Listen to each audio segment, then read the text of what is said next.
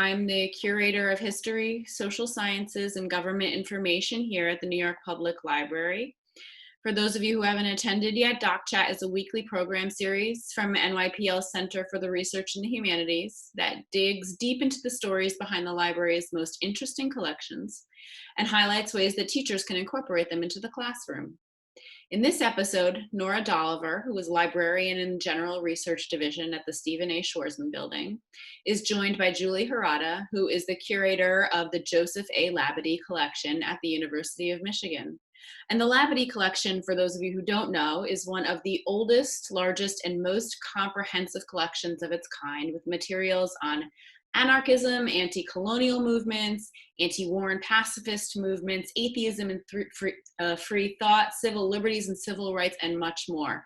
And I'm going to include a link to the collection in our chat in just a moment.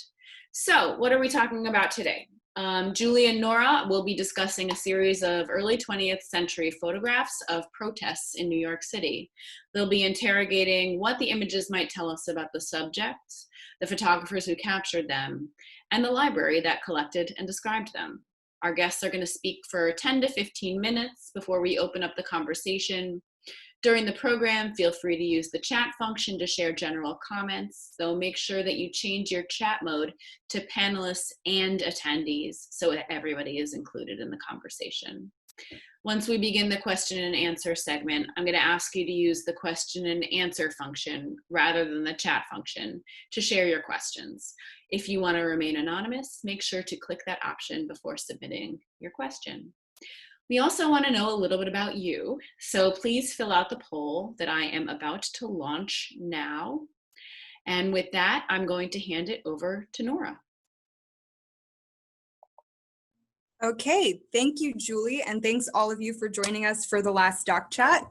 And thank you, Julie Harada. For those of you who don't know us, I actually worked for Julie at the Labadie Collection until about a year ago when I left to start this job. So this is actually a reunion for us. And right behind me, you probably can't see it, but that is a poster that Julie gave me of the first curator of the Labadie Collection. So this is sort of a reunion of multiple generations of Labadie workers today. So we're going to be talking about a series of photographs that were taken by Percy Loomis Spare. So I'm just going to tell you a little bit about him, and then we'll dive in to talk about the photographs. And that's who we are. Okay, so a few facts about Percy Loomis Spare. So he was born in 1890 in Columbus, Ohio. He grew up there and in Houghton, Michigan, which is in the UP. He went to Oberlin College and moved to Staten Island in 1924. And he was actually I shouldn't say failed, he wanted to be a writer. He had the intention of being a writer who would illustrate his stories with pictures. And he sort of described himself as not much of a camera fan. He said his interest was really in the story rather than the picture. And that the story that interested him most was the tale of the city of New York. His photos were also described by someone working for the Milstein division, which is the division of NYPL that they're held in, as dry and dense. But she was recommending that his pictures be acquired, but she did call them dry and dense. Most of the pictures that I've seen from him, they're actually not of people at all. They're of changing New York, so especially buildings that were about to be demolished or in the process of being demolished. But his other favorite subject was the harbor. And so the library has tens of thousands of his photos. Many, maybe most of them are digitized. And so some of those were taken on contract with the library, especially those changing New York demolition photos. But then others were purchased from him after his death, which was in 1964. And at that time he was working actually as the owner of a bookstore, a used bookstore. And so the pictures that we're talking about today, I don't know if they were taken for the library or acquired afterwards, but they're part of a collection of New York street views. That again, it's like about 30,000 collections, mostly his photos, some by also Louis Hine. And those were sort of kind of separated a little bit. And those were the ones that captured social conditions as opposed to Spare's, which were street views. So this is the first photo of his that I wanted to share with you. And I'm wondering if anyone wants to put in the chat any first impressions from these. Go ahead and just take a look. Dry and dense, yeah. Not a current staff member, no.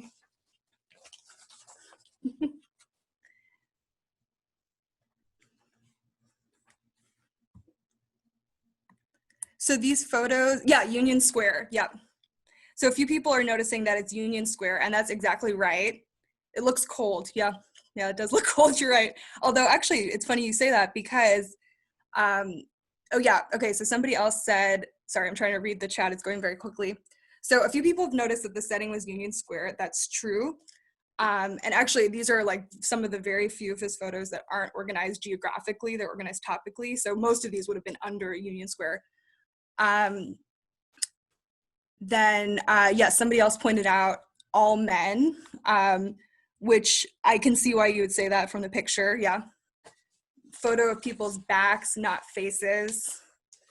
How about you, Julie? What were your sort of first impressions when you saw this picture?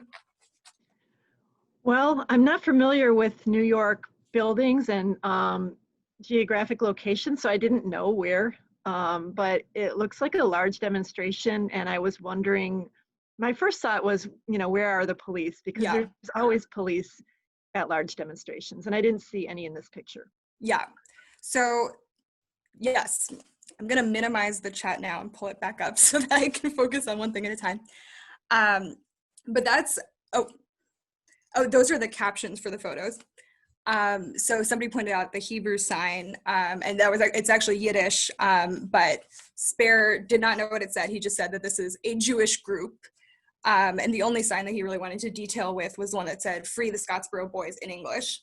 But Julie, you pointed out, where are the police? And that was, this is one picture where you can't really see them. A lot of the pictures that he took, so this is another, speaking of the Hebrew sign, this is pictures of people holding the Yiddish Communist Party newspaper, Freiheit, and he just wrote like a radical Jewish paper, he didn't know. But on the subject of police, here's another picture from the same march. So it's hard to read the sign on over here, but it says, "For the right to strike, down with police brutality." And his caption says, "Marchers who protest against police brutality. For several years, there's been little disorder at these demonstrations. At one time, however, particularly under police commissioners McLaughlin and Whalen, red baiting was a popular sport. Nearly every communist demonstration resulted in a few cracked heads and a few murders for the cause." And this next picture, to answer your question, that's where they're the police. They are on horses. And the caption for this one was "Marchers being kept in bounds by mounted policemen." So, there are a few different ways that, we would use these maybe in the classroom. What's your sort of initial thought about like, what could be the value, or is there value in using these in teaching?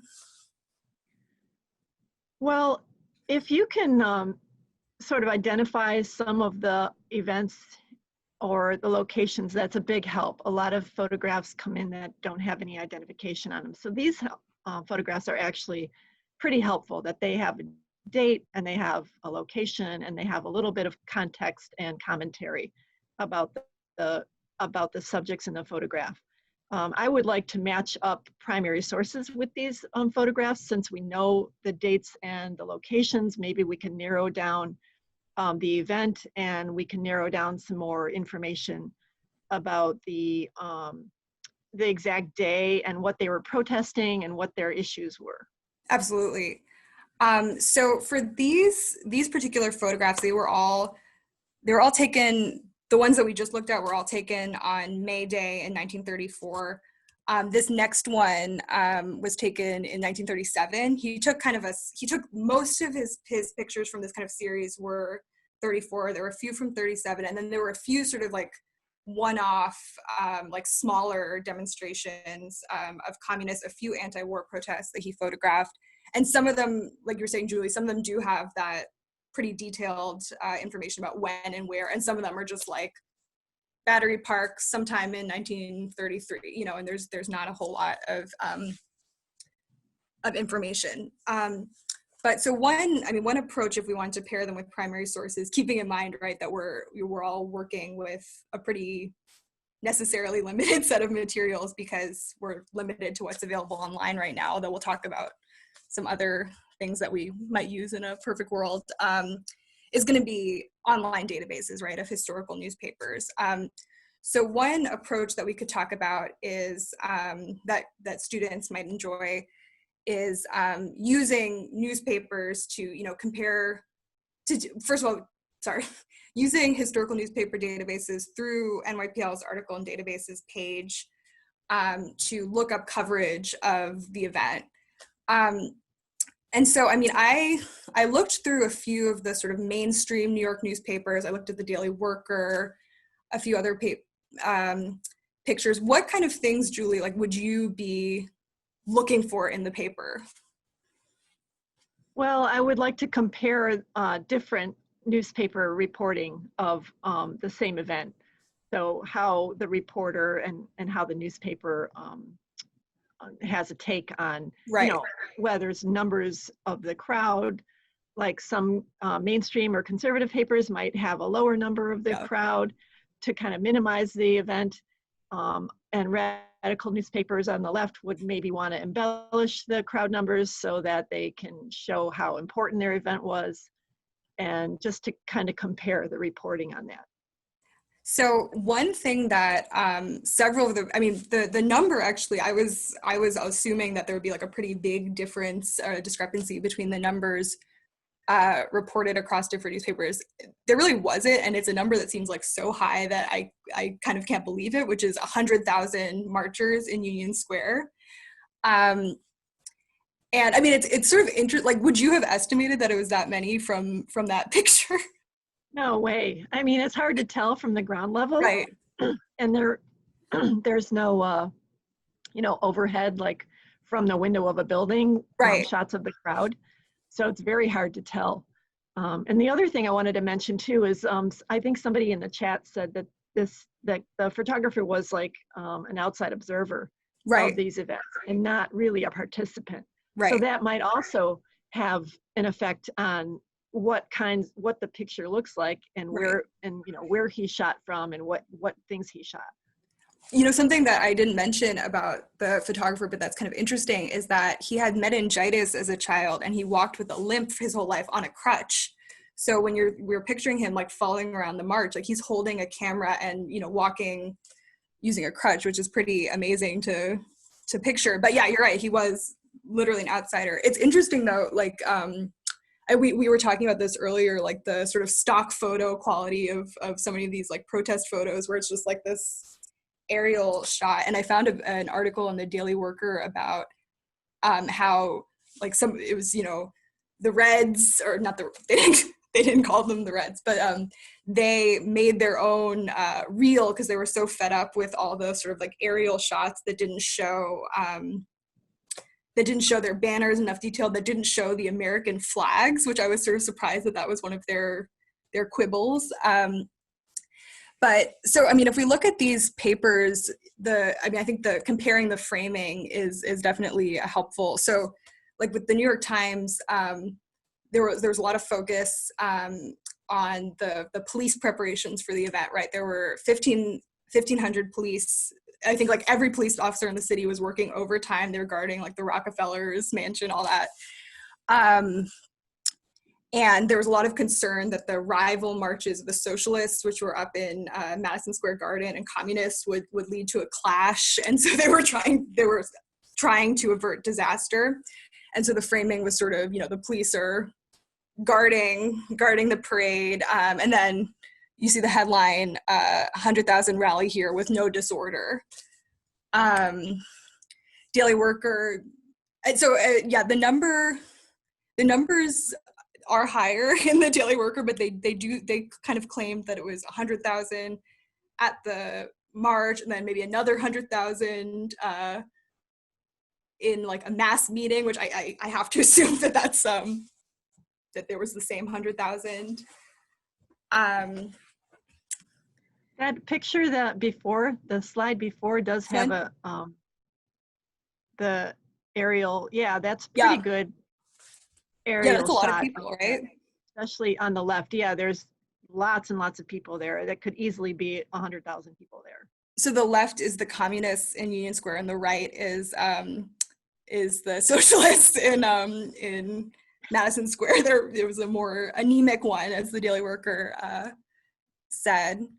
And then the New York Amsterdam News, their coverage, on the cover pointed out that the mothers of the Scottsboro boys were in the march, which is true. New York Herald Tribune, they had their own spin on it. It was the framing of how much money did the city lose from the parade, because the marchers were walking past all the shops and no one wanted to go shopping, kind of a familiar framing. But so, how would you, this is how, I would have to teach it using only online resources. If you could use whatever you want in the Labadee, what would you use? Well, I would be looking for anecdotal, text about the march, or some letters maybe that described, somebody having attended the march or talking about the march, or maybe one of the organizers talking about the march. I would want some extra, anecdotal or historical information about that, including some flyers that announced the march, because that's a lot of the way that people got the word out, is just, distributing flyers, and thousands of them every day for, the week leading up to the march. And, sorry. No, go ahead. And another material that you could use is the Michigan Central Police mug. Do you want to talk a little bit about this collection? Yeah, so this is a collection that came to us last year and is still kind of coming to us in small batches. A man is donating these.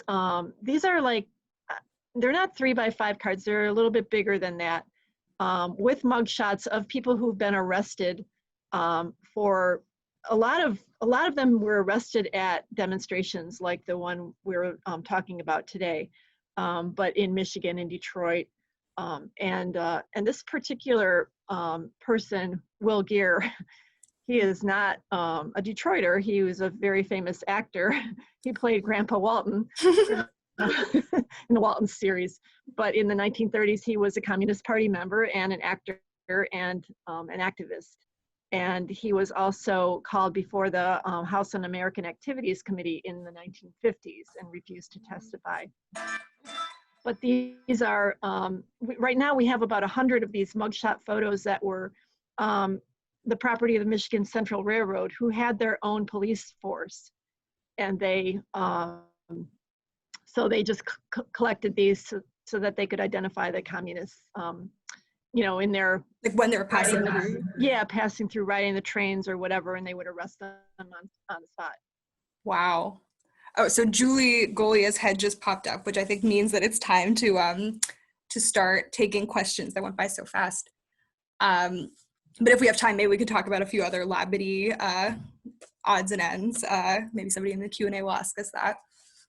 And I'll pop the link to the Labadee collection back into the chat just again. Guys, this was fascinating, and I know you had one eye on the chat, but the chat is rocking. And oh, is it? Oh no, I minimized it almost immediately, so I have no idea what anyone was saying. Maybe that's good, because there's just so many really wonderful ideas about ways that these can be used, and I think in all different kinds of ways in collections. Now, I'm going to start with a very specific question that that one of our attendees has, and I have to tell you, I Googled it ahead of time, and I had trouble finding it, but maybe one of you knows. Does anybody know what kind of camera Spare was using at the time? No. Or what? Easy answer, no, I don't. I know, and I have to tell Mitchell, to answer your question, I did some searching on it and I wasn't able to find, but there are quite a few books by Spare in our catalog, and the answer may lie in one of those. So I would encourage you to go check out NYPL's collections and see if you are able to find the answer. Guys, it's possible the photographer identity catalog has something. I mean, I don't know if it has that kind of information. That's a great point. And I just will remind everybody, again, I hate to tamp the chat down, but if you have specific questions, please do put them in the question and answer module. I just to start it off, I was really fascinated by the captions. Mhm. And in some ways they are like their own different Yeah. kind of primary source. And I wonder if you could speak a little bit about, who wrote them and what they can tell us and how we should analyze them. Yeah. So as far as I know, Spare himself wrote them.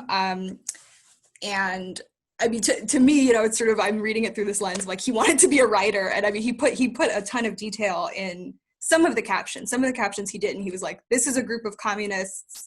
Their flags are red. I mean, some of them were like really not much information. And some of them he really, Julie made that comment about, he's writing these as an outsider. And there was a ton that he just like didn't know about, iconography, just he couldn't recognize a lot of these things. But he also did clearly, he tried to translate, I think, some of the imagery that they used in a way that his audience could make sense of the photo. So that's kind of how I see the captions. I don't know if Julie, if you have a different take. Not really. I think you're right that he wrote his own captions. Whether or not he actually applied them or typed them on the back of the photos, that's a different question. But I think he did describe them as he saw them. Guys, I couldn't help but go to today. We're living in an era of protest now. In what ways might engaging the moment that we're in, or the past 4 years that we've been, or even the past 20 years that we've been in, how might we dialogue with these photos that are primarily from the 1930s? Do you want to start, Julie? Should I start? Well, go ahead. Well, I mean, I think that they're definitely a way to sort of engage students, just in terms of like the thinking about the narrative that, especially like that the media was building, that these different media sources were building. I think there's just so much that would resonate with students, right? So much of like the same, and also, I mean, a lot of these, like we've seen literally the same things happen in Union Square like last month, right? And so I think a lot of that will be familiar to students, and I think that would help them look at sort of the media coverage with a critical eye, because they're used to doing that right now. So I mean, that's my first thought, is just, how, even asking students like, how have you been frustrated by, mainstream media coverage of events that you might have participated in, that your friends participated in? How do you think you would have felt if you were in one of these marches, that, how you felt about the narrative that that the Times or the Herald Tribune was presenting about what you were doing, why you're doing it? I also think that if you compared some of the photographs that we see from today's demonstrations, you would look at these old ones and think that they're pretty tame.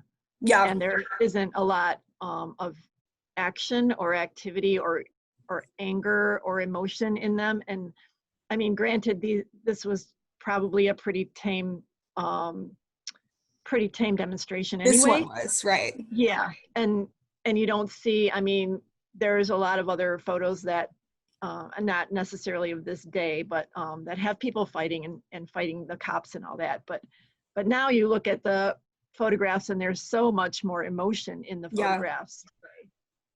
These are dry and dense. Yeah. I don't know what to say, but yeah, it's hard to compare those types. So you would have to find something that's a little bit more comparable of an actual street battle or something. So we have a couple really interesting questions. Well, first, just a note from one of our colleagues, Phil, and in the Milstein division, who is literally holding Spare photographs in his hand. And he helped me find all this information about Spare, by the way. Phil, shout out to Phil. They're very small, he says, and they're handwritten on the back and then likely transcribed by the library. So thank you, Phil, for that detail. Joseph asks, do you see anything distinctive to Spare's formal aesthetic, his style or approach? And where does he fit into a longer tradition of documentary photographer? Joseph notes that he sees him as very different than like Louis Hine, who was so focused on human figures, and here it feels much more pulled back. So I do not know anything about photography, I would agree with your observation that his photos are very different from Louis Hines. And the library also, I mean, I think I mentioned this already, but they saw it this way too. You know, Hine was documenting like how people lived, and Spare, they saw it as like he's documenting the city, right? So these are really the only pictures of people that I've seen from him, except for like a couple of like neighborhood parades and things like that. But I can't comment on his formal style. Quick question, was Spare a freelance photographer or did he work for somebody? Yeah, he was, as far as I know, he was freelance. I've seen him referred to as like an official photographer of the city of New York, but I don't think I'm not sure he was employed by the city. He did work like on contract for the library, and then he also sold pictures like in lots. Interesting. He wasn't like on staff as far as I know. I wonder if either of you can speak to this attendee's question about whether there were many women photographers at the time. Were they interested in protests such as the ones that Spare captures? I'm interested for this both in NYPL and other institutions, and of course the Labadie collection. Julie, do you want to take the question about the Labadie? I don't know exactly, but I don't think that there are many women photographers in general. And as far as women photographers who are also on the left and protesting, I think there were very few at that time. Of course, there's many more now. Oh, sorry. Of course, there are many more now. I think he was, I mean, was he a contemporary of like Bernice Abbott? Was she also from Staten Island? And like, I guess there's Alice Austin. I don't know. I don't know who else was taking pictures at these events. I think also, I mean, something to point out is like most of the people who are taking pictures for these events worked for the news organizations that like the Daily Worker was mad at. And so they were on contract with magazines and newspapers. And actually, one of our people attending is our photography curator, Elizabeth Cronin, who reminds us that actually there were a number of women photographers, particularly on the left. And it actually, the New Deal and a lot of the organizations associated with the Works Progress Administration and whatnot, you see a lot of photographers like Berenice Abbott coming out of those traditions, Dorothea Lange. And so I think that Julie's right. This is a time where men far outweighed women in the field. But the 30s, and I think because of this connection to the left, you do start to see that flowering. That's a good point about the WPA. I was Googling Spare earlier and I saw somebody was asking on a forum if anyone knew if he was WPA, and I think the answer was no, but I see why they thought that in a way. Yeah. I'm going to ask one last quick question, and it is about moving image. So do you look for moving image history pieces as an additional primary source? Nora, do we have anything like this as moving image in NYPL's collections? That's a good question. And honestly, I don't know, because almost all the moving images are not accessible off-site. And I've spent like almost my entire NYPL career like working from home. So I actually don't know what we have that's moving. Yeah, I think it's a really good question. It's a good question. And for people interested in our collections, reach out to our general humanities librarians. And also I will say Schomburg has a pretty incredible moving image division up there as well. So lots of different places to look for those at NYPL. Julie, how about at Labadie? We don't have a lot of moving image from that time period. And like Nora said, almost none of it is digitized and online and available. Well, folks, Nora, Julie, thank you so much for a wonderful finale to our fall season of Doc Chat. It was just such a great way to end, and a big thank you to all the people who are participating in the chat, not just today, but for the past several episodes. It's such a wonderful sort of community and conversation that we see happening here. So normally I point to the next Doc Chat, but this is the last Doc Chat for this season. But we have a really wonderful lineup coming up starting in the end of January. So please stay tuned because we've got lots of great stuff coming up. So as always, the documents that we looked at today and other related resources, along with a video and the transcript of today's episode, will be published shortly in a post on the NYPL blog, which we will send out to all registrants. And all previous episodes can be found there as well. One of the easiest ways to find DocChat posts is to subscribe to the Research at NYPL channel of the blog. I'm also gonna put it in the chat for everybody. I have no doubt that you'll all be missing DocChat over the next few weeks, so make sure to catch up on your episodes there at the link that I just put into the chat, and make sure to follow us on social media and sign up for our research newsletter to get all the news about this series and others coming up. Nora, Julie, thank you again, and thank you to everybody. Thank you. It was Take an honor care. and a pleasure.